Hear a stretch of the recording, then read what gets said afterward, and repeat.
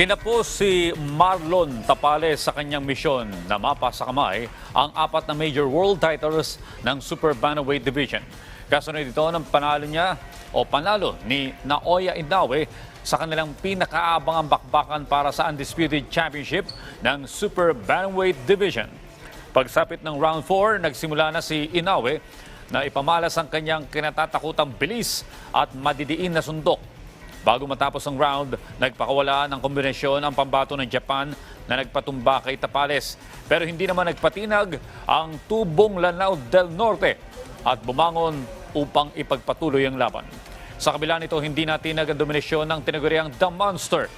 Sa 10th round, dalawang magkasunod na kanang kamay ang kumonekta mula kay Inoue, kaya tumiklop na naman si Tapales.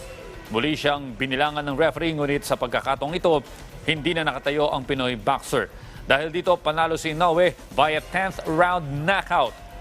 Napa sa kamay ng tubong Sama Kanagawa, Japan, ang WBA, WBC, IBF at WBO world titles. Siya na ang undisputed world champion ng Super Bantamweight Division.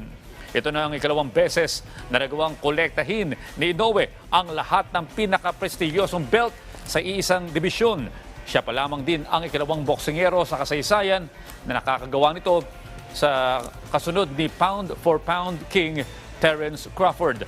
Nananatiling perpekto ang kardada ni Inoue sa 26 wins na may kasamang 23 knockouts.